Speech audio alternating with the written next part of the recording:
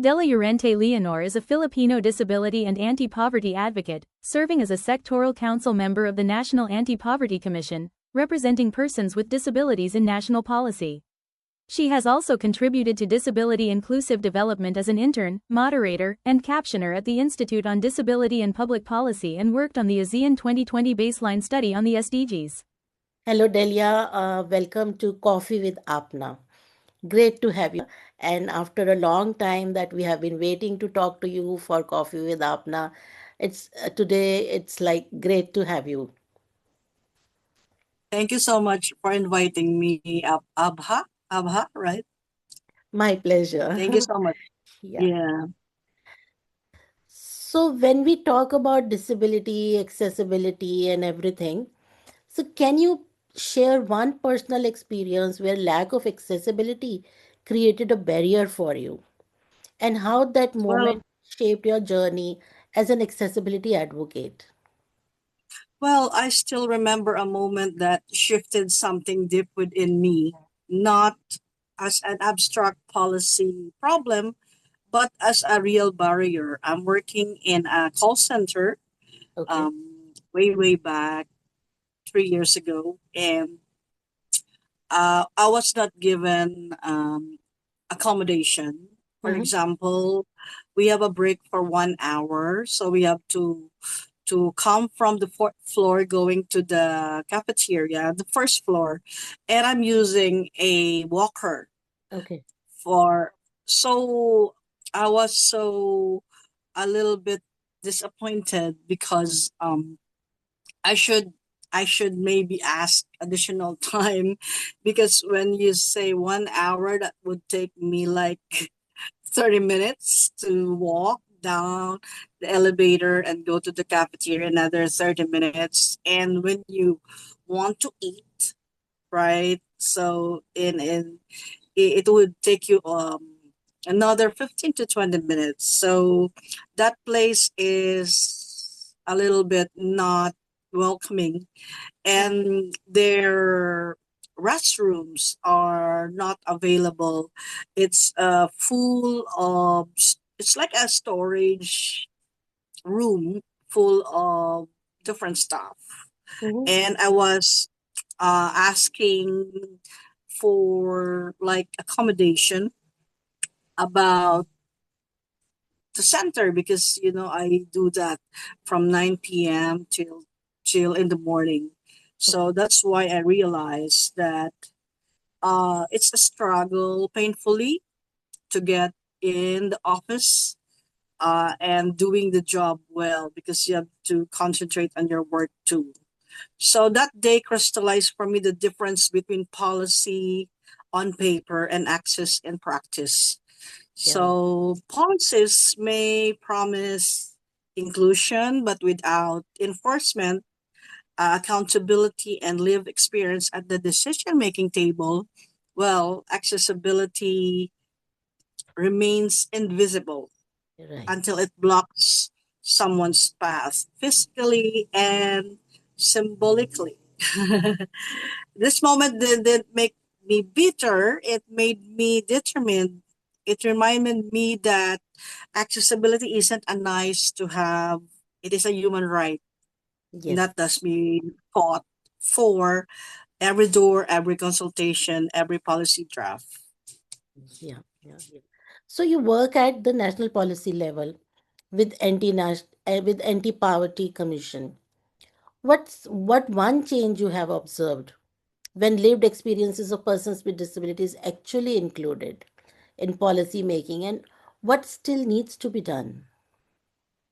Well, when policymakers genuinely engage persons with disabilities and their representative organizations, not just as a token speakers, but as co-creators of solutions, Mm-hmm. policies tends to reflect real barriers like inaccessible transportation, lack of assistive devices, or recruitment practices.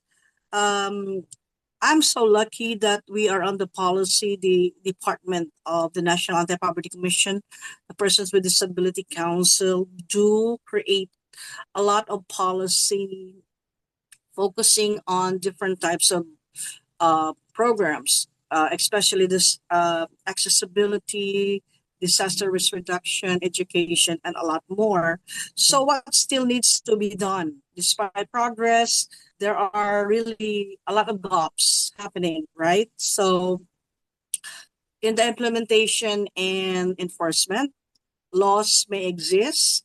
According to my professor, Ambassador Luis Gallegos, the former Department of Foreign Affairs Minister of Ecuador, 99% policy and 1% implementation, which is really devastating, right?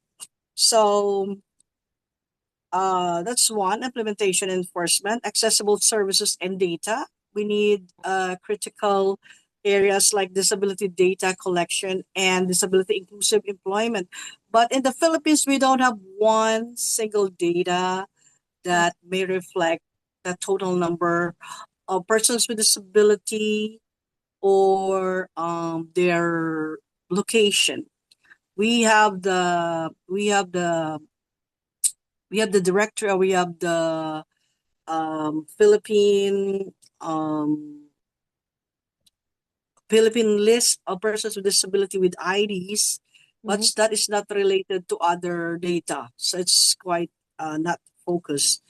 Sustainable funding and accountability without dedicated budgets and enforcement mechanisms, accessibility remains an aspiration more than a reality. In short, Yeah. live experience shifts what policymakers aim for, but we still Mhm. need to build systems that ensure how these aims are delivered on the ground. And we must have people inside the Congress or the Senate to fight for us, Yeah. or people within the local government units. Yeah. Yeah. Yeah. And across the Asia Pacific region, what are the most common gaps you have observed? Are they the same as you have told us now, or is there anything else, especially in the programs meant for poverty reduction and development? Across the Asia Pacific, several recurring challenges undermine both accessibility and development goals.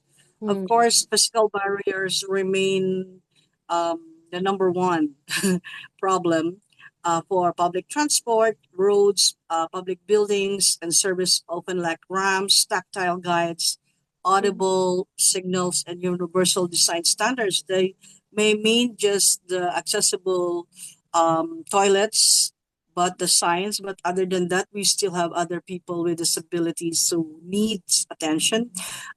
Digital exclusion, Hmm. including important government services online, which are frequently not accessible to.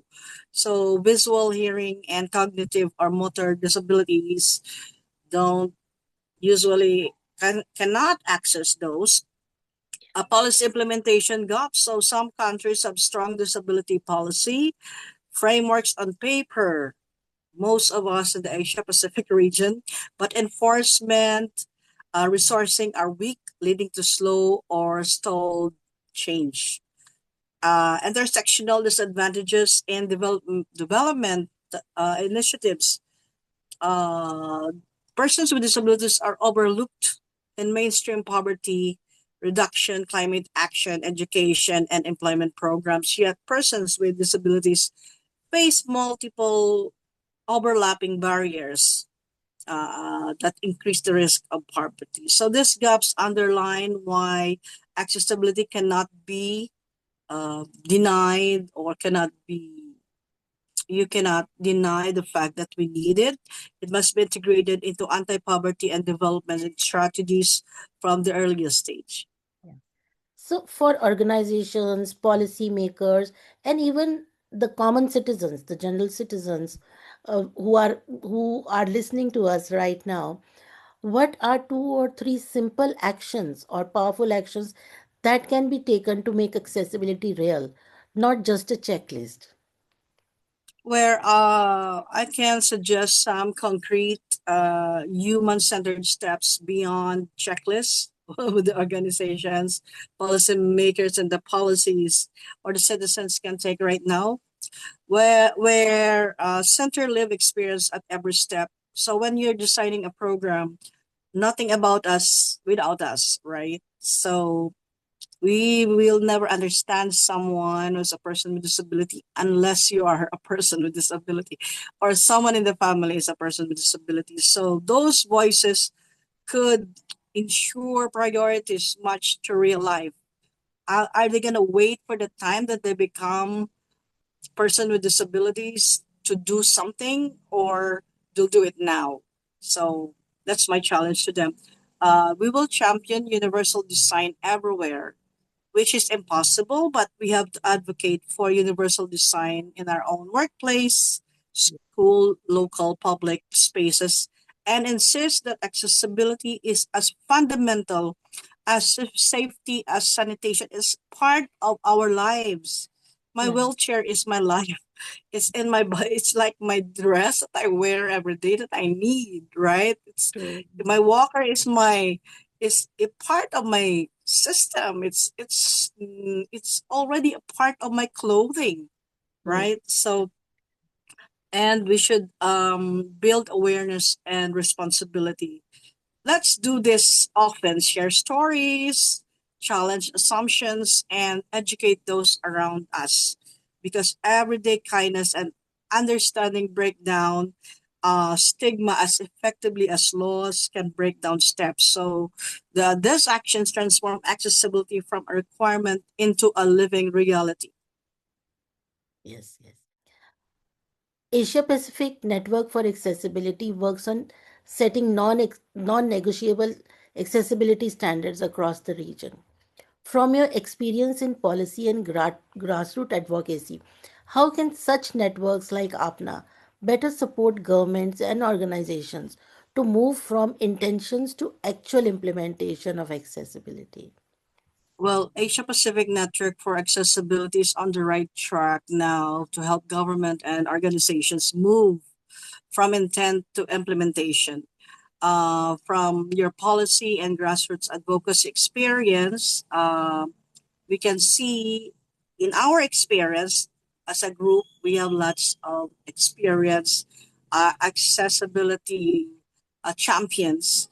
So we must deepen technical support with local realities. So networks can develop practical toolkits and implementation guides that takes theory into real world. For instance, how to retrofit community spaces, train local officials, or audit digital government platforms and accessibility. Next is to amplify regional best practices and peer learning. So we can share success stories across countries, what worked, Yeah, what didn't, and create a menu of practical models of governments that can adapt. We strengthen monitoring and accountability mechanisms because without it, networks cannot track the progress over time. So yeah, public reporting and civil society engagement mean governments and organizations are more accountable to those they serve. And let's build bridges. What APNA is doing right now, we build bridges across sectors. So disability inclusion must be integrated in all development sectors, from education to transport to climate action, not treated as a standalone issue, right? So networks can shape across sectoral dialogues. And what we are doing right now, we are on the right track, but it's a very ambitious thing to do. But I'm congratulating APNA for doing such a move. yeah, yeah. We would definitely achieve what we want. And thank you so Yes. much. Thank you so much for giving us your time. And it was nice talking to you. Thank you. Thank you so much. And I'm really glad that you have given me an opportunity to talk and share my views regarding accessibility and other things.